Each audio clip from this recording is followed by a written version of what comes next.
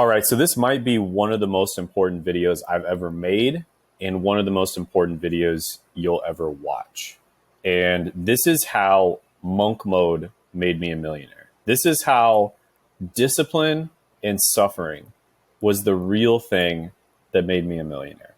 Okay, because I see all these videos online, tips and tricks to make money, and this business model is the best, that business model is the best. And the truth is, every business model works. There's tons of people out there that are making money with every single business model. That's why it's a business model, because there's tons of people making money with it, right? And the real reason why you're not getting success, and the real reason that I wasn't getting success when I first started, is because I didn't have discipline and I didn't embrace suffering. That was the real reason. And let me just tell you guys kind of the situation that I was in, right? So I was basically a pharmacist, right? And I went to school. I got several $100,000 in debt. This is a picture of me working as a pharmacist. There's a bunch of random cringe photos of me here. I collect stuff. Here's me working in the hospital as a pharmacist. I got a doctorate. And I was several $100,000 in debt, and I hated my job, right? And so that's the situation that I was in. I freaking hated my job. We were getting robbed all the time. This is my store getting robbed. It's like a really bad video. This is a video of my store getting robbed. And they got robbed 3 times in a 6-month period.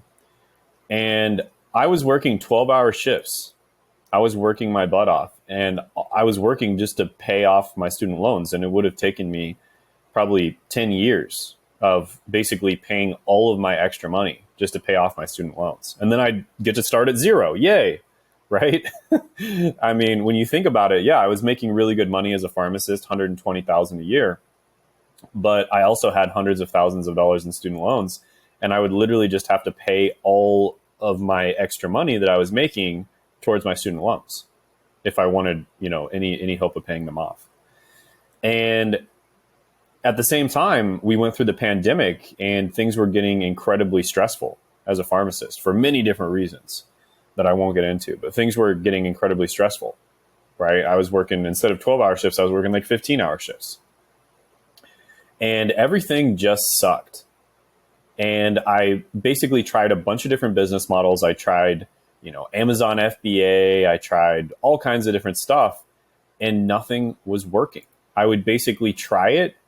I would, run into some resistance.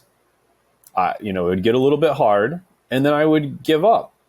And that was that. And I took course after course. I bought the best courses out there, and I still wasn't getting results. And the real reason I wasn't getting results, guys, is because of discipline and suffering. Now, where does monk mode come into this? Well, I did monk mode before I even knew what monk mode was. I kind of figured it out on my own. Now, these days, there's a ton of people, making videos about monk mode, right? So how I won productivity, monk mode explained. Monk mode, Iman Gadzhi's got an entire playlist of videos about monk mode. Denmo got some videos about monk mode. There's a ton of videos out there about monk mode. Monk mode changed my life forever. Danco, get ahead of 99% of people with deep work in monk mode. And this is like a buzzword now, right? Monk mode, monk mode, monk mode. So what exactly is monk mode? Monk mode is, different people are going to give you different definitions, but my definition of monk mode is you stop giving in to your impulses and you do things that are productive, and you only do that for an extended period of time. Now, the reason it's called monk mode and not like a monk lifestyle is you don't do this forever, right? You do it for maybe 3 months, 6 months, maybe even up to a year. At some point you're going to get a little stir crazy. You're going to be like, okay, I want to live my life.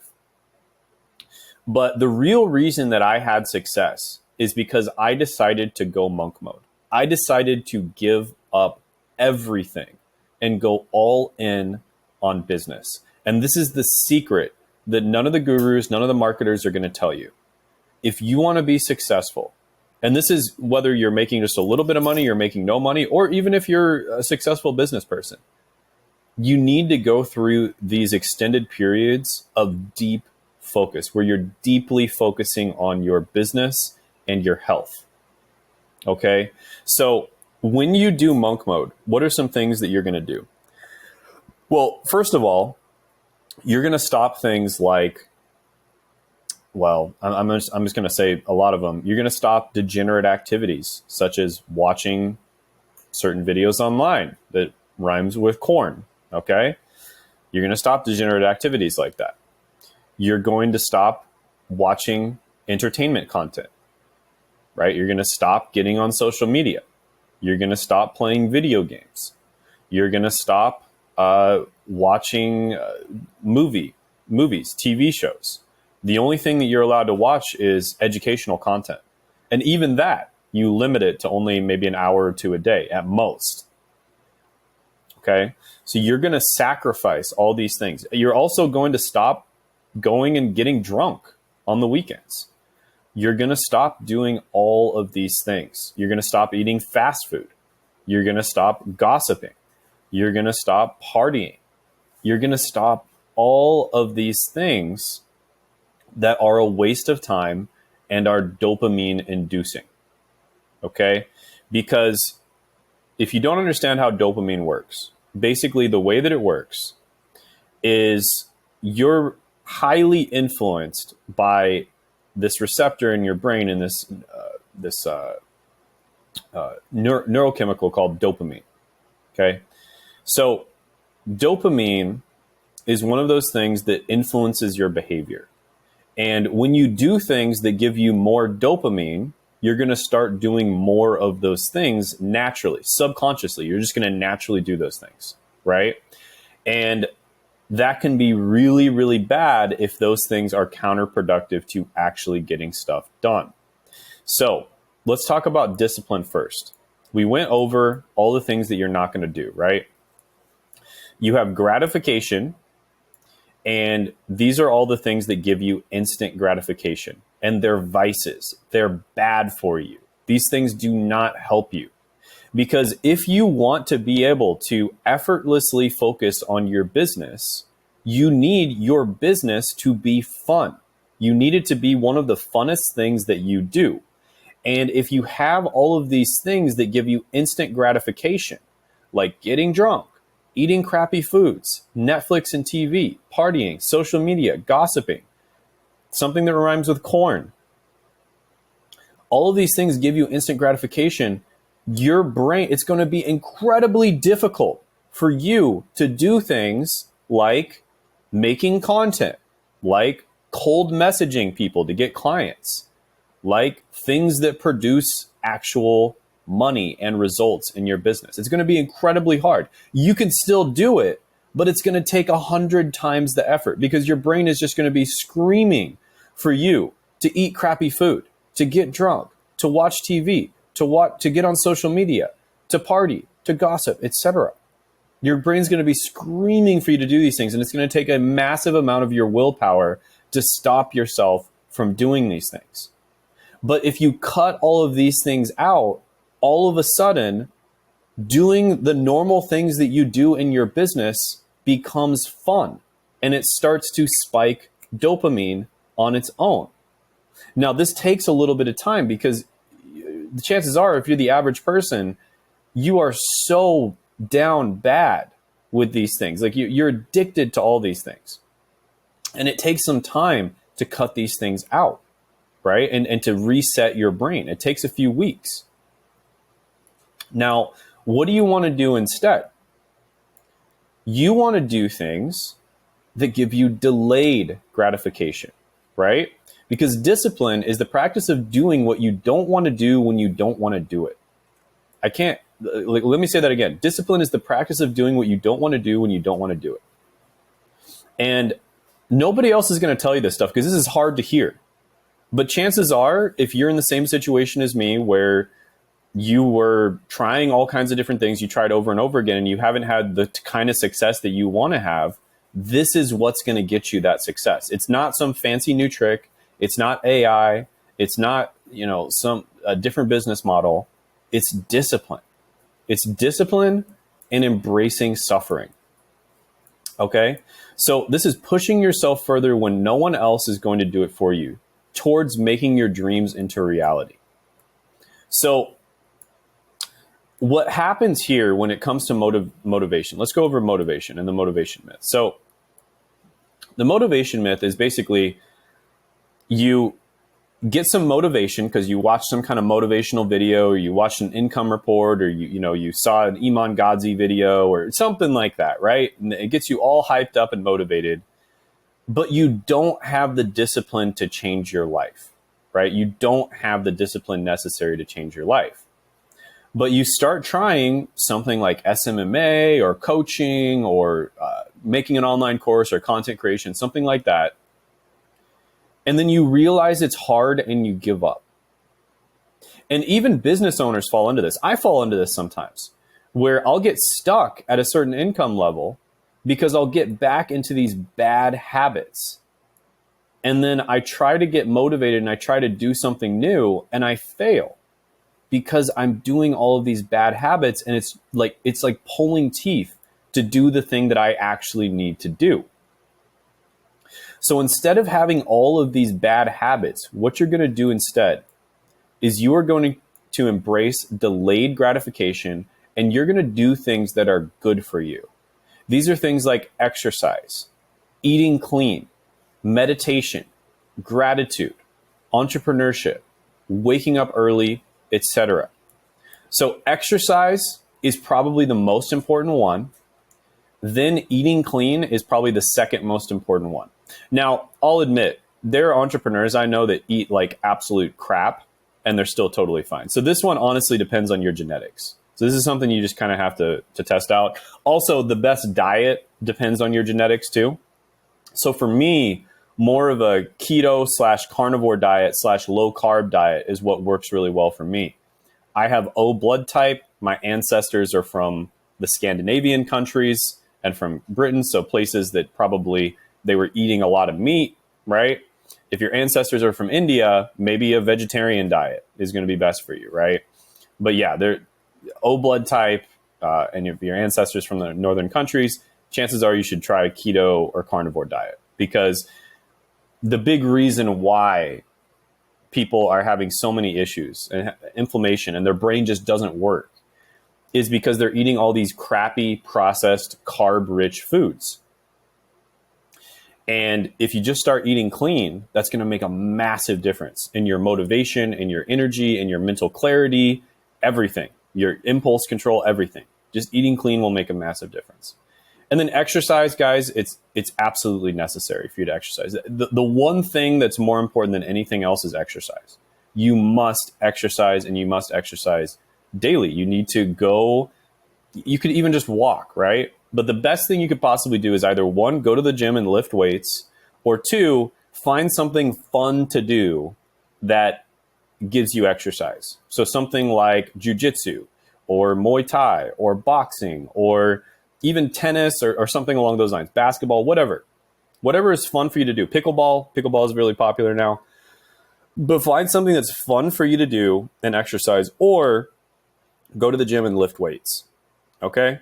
Those things are going to make a massive difference in your mental clarity, in your mental health, your motivation, your willpower, everything. Exercise is the most important thing. Eating clean is the second most important thing. These other things really help as well. Meditation is incredible.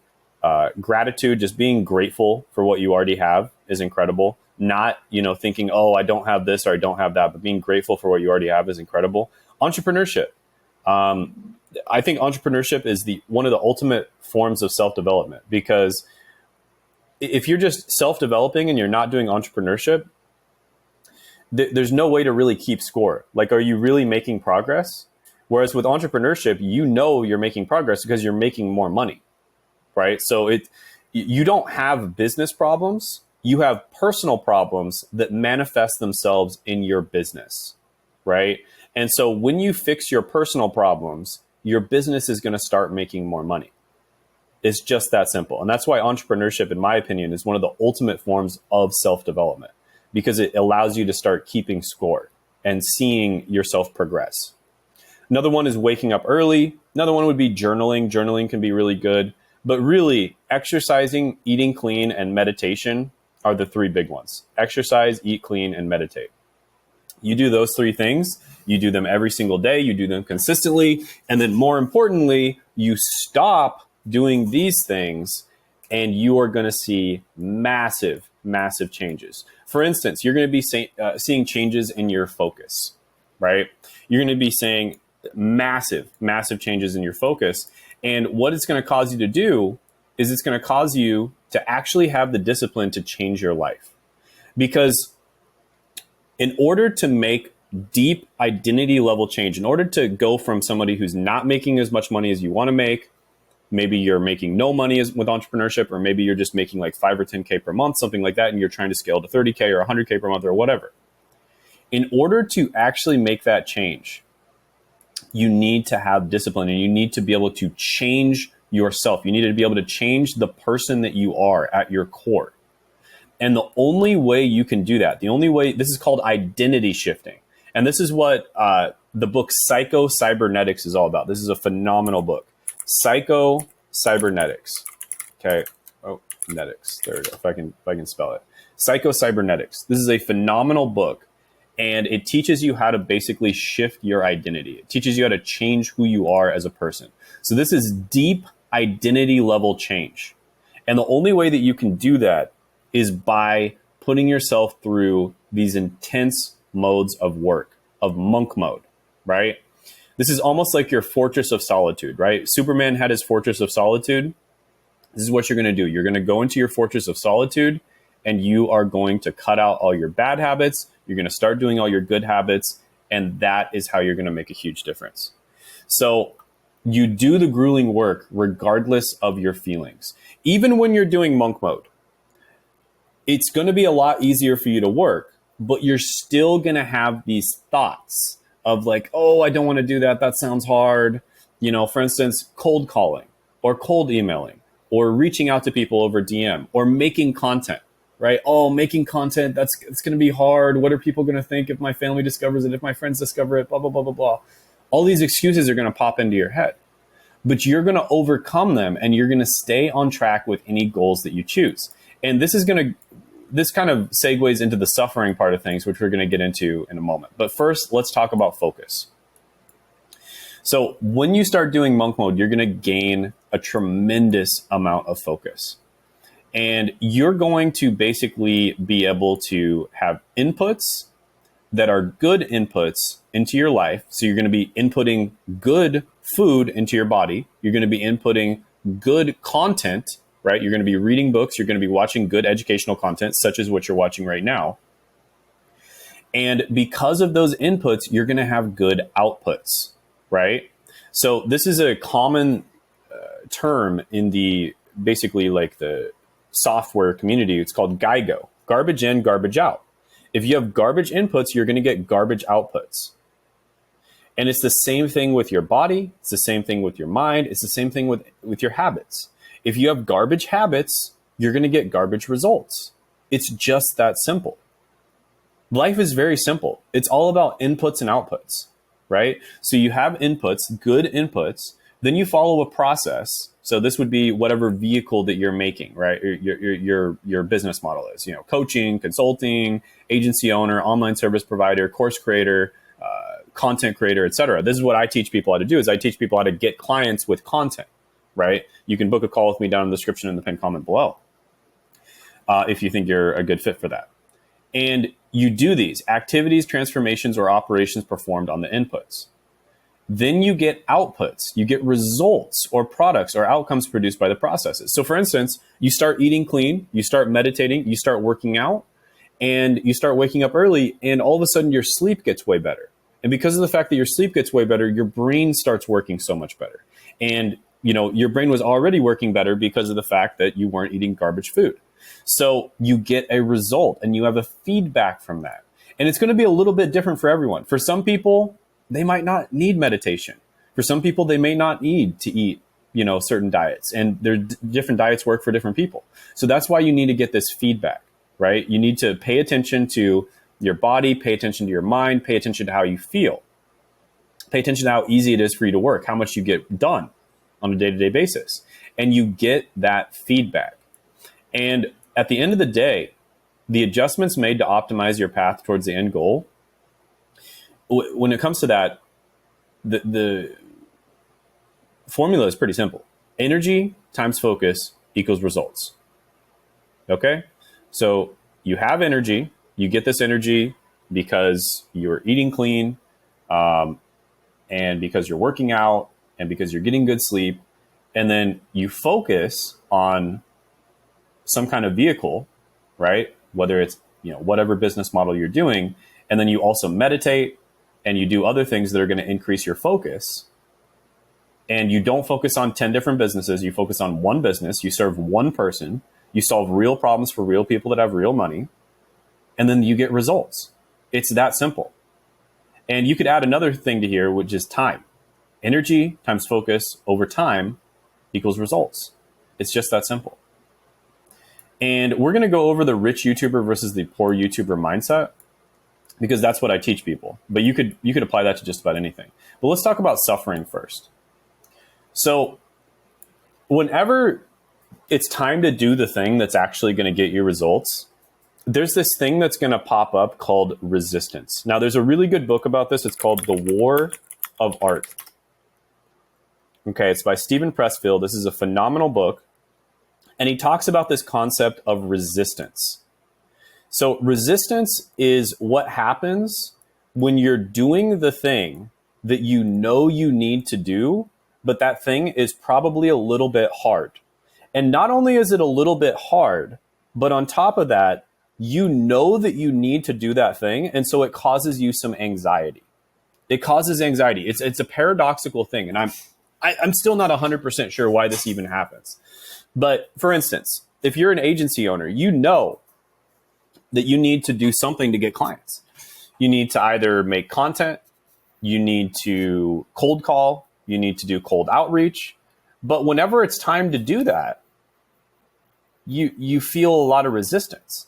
And if you think about it from a simple perspective, I mean, all you're really doing is just, like if you're cold calling, all you're doing is just talking to someone on the phone. It's not a big deal, right? If you're making content, all you're really doing is just talking to a camera. Like objectively speaking, you're just talking to a camera. Whoop-de-doo. Not a big deal. If you're cold messaging people, all you're doing is just sending messages, modifying them a little bit to make sure that they fit the person, and sending messages. Or maybe you just send out mass messages, right? Same with cold email. So objectively speaking, it's not a big deal. But you might find that you spend like an hour doing it and you're absolutely exhausted. And why? Why? Because you could, for instance, let's say you're making a video, you're talking to the camera. You could probably talk to your friend for like 6 hours straight and you wouldn't get tired. So why is it that you get tired when you're talking to a camera? It's because of resistance, right? That's what it is. Okay, it's fear. It's a type of fear, a very specific type of fear called resistance. And when you feel this resistance, you need to push back against it. And when you suffer, when you go through pain, because it's painful to push back against resistance, when you go through this pain, you are basically depositing money into your value bank account, okay? Because that is how you get results. It's almost like karma, right? It's almost like karma in the universe. When you go through pain, you will get a positive outcome later on down the line. And maybe there's, you could even get a little scientific about it. Every action has an equal yet opposite reaction. It's one of the laws of the universe. And when you go through pain, especially if you're focusing on a goal, you're going to get results. You're basically like inputting money into your bank account. Every single time you feel that resistance and you push anyways and you do it anyways, you are basically depositing money into your karma bank account. Okay? That is how that works. And it's really just that simple. Pain is unavoidable, guys. The only thing you have control over is what type of pain you feel. You can feel the pain of failure.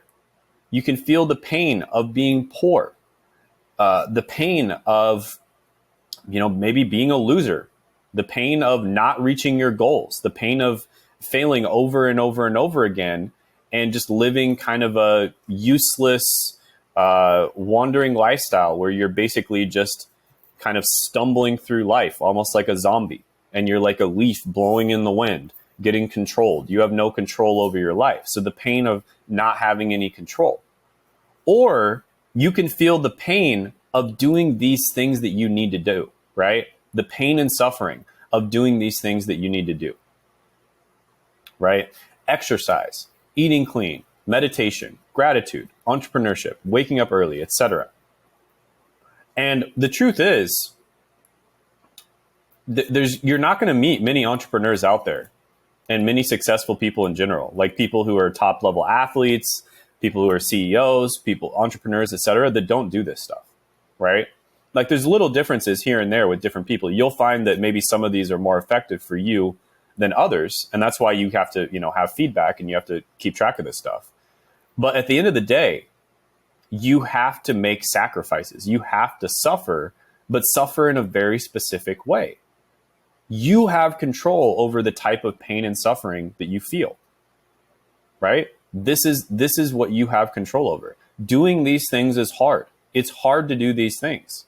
But when you do it consistently, you're going to get results, right? So again, you've got this current path and you have no short-term suffering. And so therefore, you're going to feel long-term pain. Short-term, it's going to feel great to turn on Netflix and watch Vikings or watch, whatever show that you're watching at the time, or Breaking Bad or The Office. That's going to be easy short-term. But in the long term, you're going to feel pain. You're basically taking out a credit card in that karma bank account. That's what you're doing.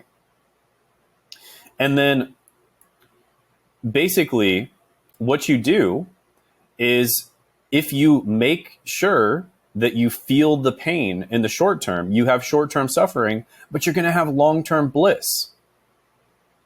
And what kind of pain do you want to feel? You just have to ask yourself this question. Do you want to feel the pain of doing the hard things that are good for you? Or do you want to feel the pain of doing easy things and then later on suffering because you have mental health issues, because you eat really crappy foods and you do all these different things and you can't focus, and so you have to get on ADHD medication, et cetera, right? You're going to suffer either way, so you need to pick. You need to make a choice right now. Which one are you going to do? And when it comes to sacrifice, again, intoxication, fast food, sugar, Netflix, TV, partying, social media, gossiping, etc., all of these vices, it's painful to give these things up because these give you quick dopamine hits. And that's nice. People love quick dopamine. I mean, that's why TikTok absolutely exploded, because, I mean, the dopamine per second you get on TikTok is absolutely insane. And the amount of dopamine you get per second on TikTok is just out of this world, right? And that's why TikTok exploded so fast. And they know exactly what they're doing, and they purposely get you guys addicted. These social media platforms know exactly what they're doing. They're designed to get you addicted. And you need to make your goals your priority over the things holding you back. And when you choose from either vices or hard work, the other becomes the sacrifice. So you can choose one or the other. You can either have your crappy vices. And don't get me wrong, guys. I'm not saying you have to give these up forever. You can still eat, some crappy food once in a while. I'm about to go on vacation with my girlfriend. We're going to eat some crappy food, right? We're going to eat some delicious crappy food. And, I'm not saying you do monk mode forever, but you do need to do it for extended periods of time, right? And a sacrifice must be made no matter what. If you choose to act now, you will suffer more now, but not later. And if you choose to act later, you will suffer more later, but not now. And this actually compounds. The thing that's beautiful about this is it actually compounds. The more you suffer now, the more value you're going to get later on down the line.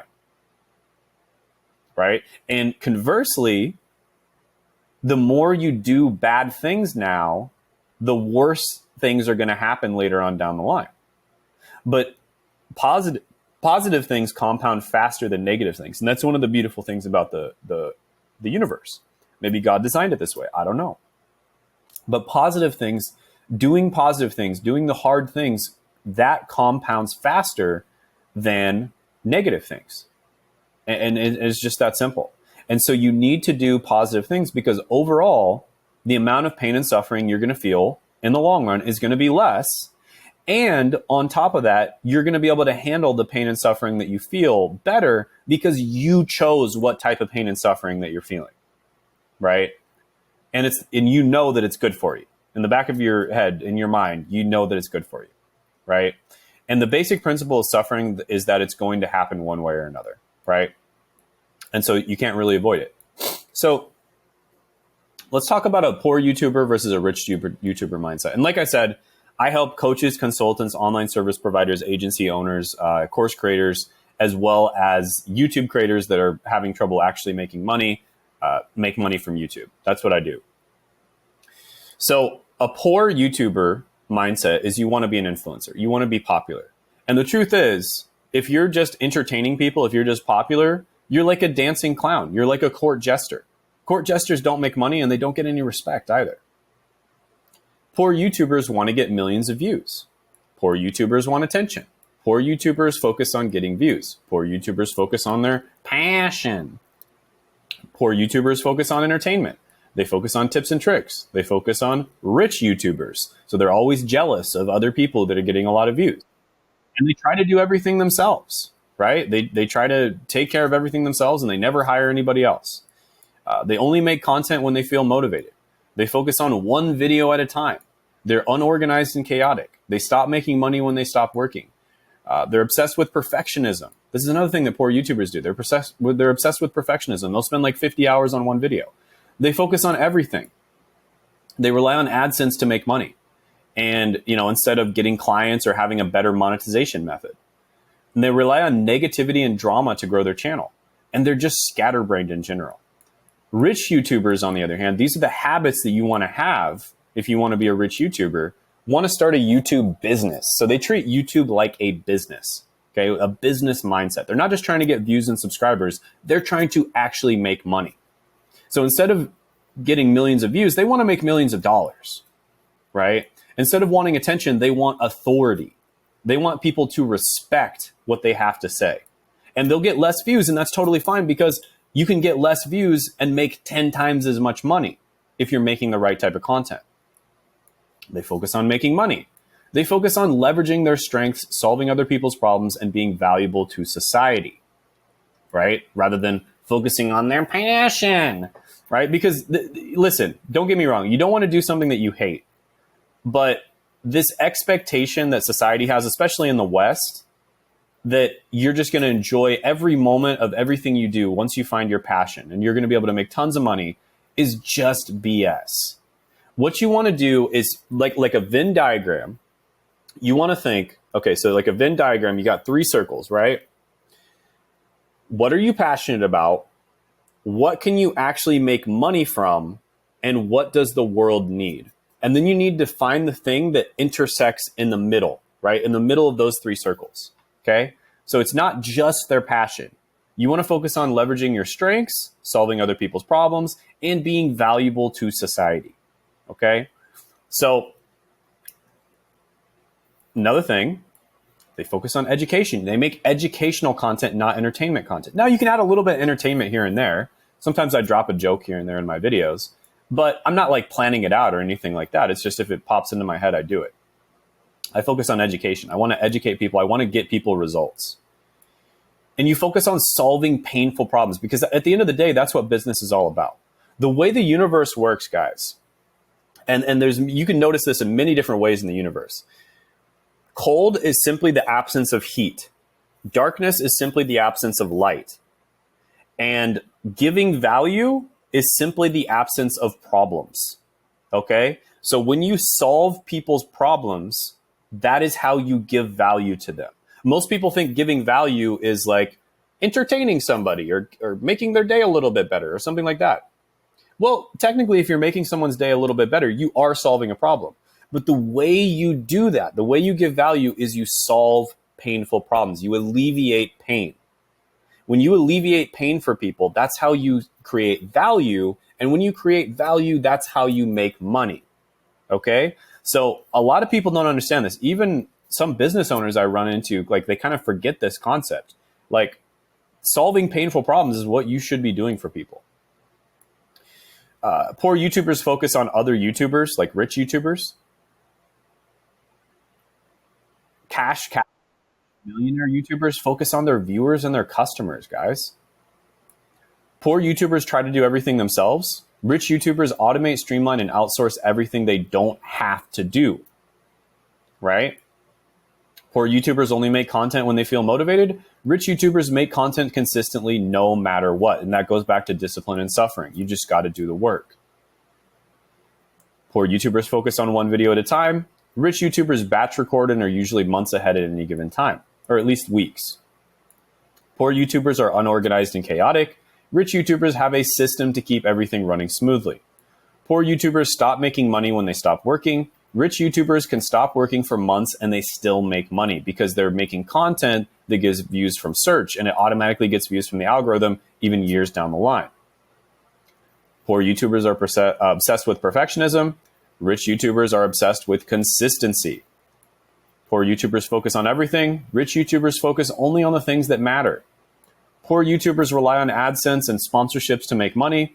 Rich YouTubers build a business on top of their channel that makes at least 10 times more than AdSense, at the very least. Poor YouTubers rely on negativity and drama to grow their channel. Rich YouTubers rely on solving problems and giving value to grow their channel. And poor YouTubers are scattered and rich YouTubers are focused. So these are the things that you want to do if you want to have success on YouTube. And if you're not having success, it's probably because you're not doing these things. It's probably because you're doing the instant gratification things and you're not delaying gratification and you're not being disciplined. And guys, suffering is unavoidable. Pain is unavoidable. But what you have control over is what type of suffering and pain you feel. So I want to ask you again, what type are you going to feel? Are you going to feel the suffering of doing what you know you need to do, doing the work right now and overcoming resistance? Or are you going to feel the suffering of the effects down the line of giving in to instant gratification? That's my question for you.